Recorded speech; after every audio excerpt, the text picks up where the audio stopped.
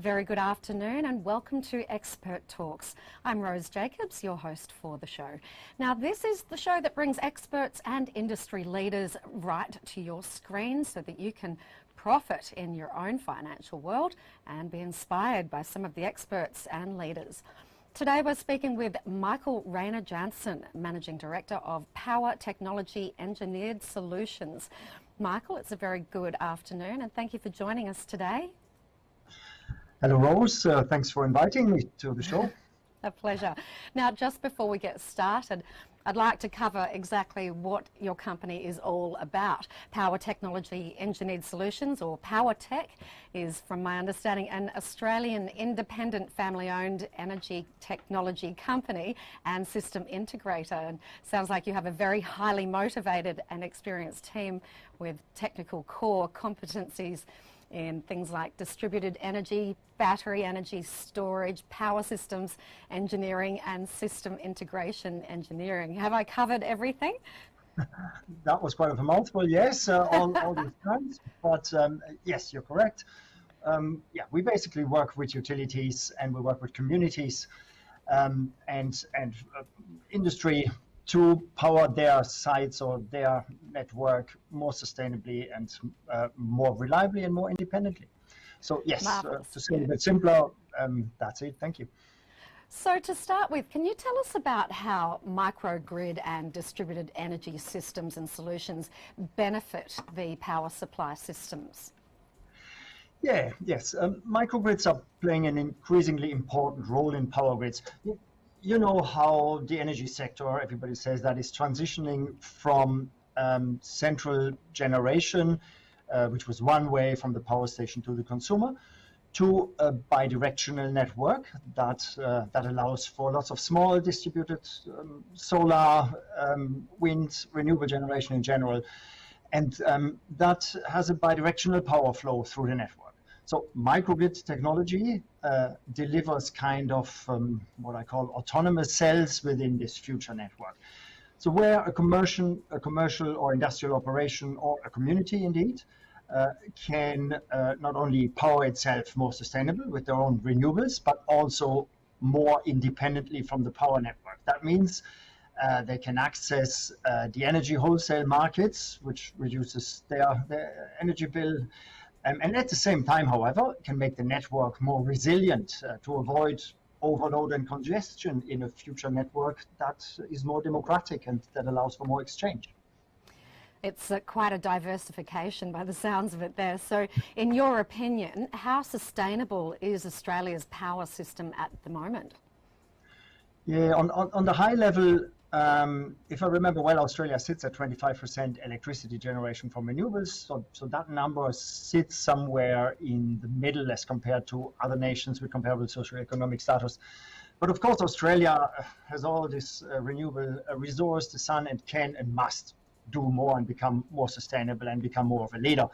And we all know that, there are political factors that have slowed down that development, but there are also systemic factors. Australia has a very complicated regulatory framework, both for the energy markets and for the energy networks, and those must develop. We have seen, as PowerTec, we've done community networks, we've obviously worked through those issues, and we have seen issues with our projects where basically a network said, no, you can't have a private electron on a public network, and similar operational issues. So these things make simple developments difficult. And as a small business, PowerTec has the opportunity to work through those and contribute to resolve those regulatory developments with pilot projects. Sounds certainly quite complex. So how have PowerTec's capabilities been demonstrated in transformative energy applications? So luckily we did have the opportunity working with customers I think we have 11 microgrids with battery energy storage systems on the Australian distribution network. And yes, they're all ticking away, they're all working. We started with a project in Cape Jervis in South Australia, which is a town microgrid, and part of that town can go off-grid. We received the Clean Energy Innovation Award from the Clean Energy Council in 2016 for community mural bark in the eastern end of Melbourne, where we also have a renewable microgrid that can operate off-grid, and it sometimes goes off-grid for 24 hours. We've done 3 charging stations with Australian charging network ChargeFox, and we do tricks there, and that sounds quite amazing. I think we have high-powered EVs charging, like 2 modern EVs with 350 kilowatts on a petrol station, which is only connected to a feeder that can do 100 kilowatts. So all that is complemented quickly by the battery while keeping the technology parameters in balance. Quite funny also, we've done 2 pole-mounted batteries for United Energy. They've dubbed the kilowatt koalas because they wrap around the pole. We've done an industrial microgrid for a jam factory in Hahndorf, South Australia, and the next one is for the Ginninderry community in the ACT. So thanks, we've got quite an opportunity to prove these concepts. A very busy schedule indeed. So Michael, recently, as you mentioned, PowerTec has delivered these first fleets of EV charging station batteries for the public, the electric vehicle charging network with ChargeFox. So can you elaborate a little more on that and give us your expert opinion on how EVs will transform Australia's energy consumption patterns? Yeah, so of course the models predict, and that's quite natural, that there's more demand, but EVs will also equalize the demand because EVs charge every day, also in the middle of the day when we have a lot of solar.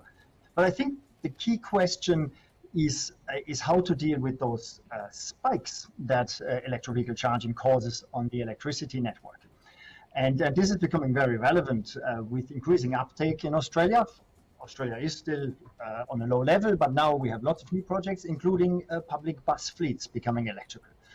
And I think the solution there is not building conventional networks, means building new large substation, but often the more economical and sustainable approach to deal with those spiky demands, spiky loads, is indeed batteries and microgrid controls. And it's not only about economical, that's even more economical, but of course also about sustainability. And the network that we work with, the charging network ChargeFox, for example, aim at being 100% renewable when charging electrical cars. And to do that, our technology also helps to generate solar on site or to feed in that solar power at one end of the network and use it at the other end of the network in the given regulatory network and market, which has its complexities. Some very exciting new directions yet to come. I'll be watching that very closely. Now, final question. Innovation is really the key to success for any organisation in the present world. So can you tell us about the recent innovation strategies you've implemented in your grid battery energy storage and other products? Yeah, as a smaller company, bootstrapping ourselves, only on the market since 2014, and so we didn't take an approach like how do we become the next unicorn. We rather took an approach of get the innovation really from customer pressures. So we work very closely with the network, with industry, with the charging networks, and have the opportunity that within pilot projects, we actually we feel the pain and we make them work. We make them work in this environment. So we do end-to-end solutions, which is a lot of work for a small company, but which gives us the freedom to do innovation. And yes, we obviously do it a bit smart and sophisticated, and we work and grow together with our customers. I think that summarizes the innovation strategy best. It's a wonderful plan and strategy, I can assure you. But Michael, that's all we've got time for today. I thank you so much for joining us here on Expert Talks. Thank you for having me, Rose. Thanks for the opportunity. Micheal Jansen, Managing Director of Power Technology Engineered Solutions. And that's it for today's talk. I'm Rose Jacobs, and I'll see you next time on Kalkine TV.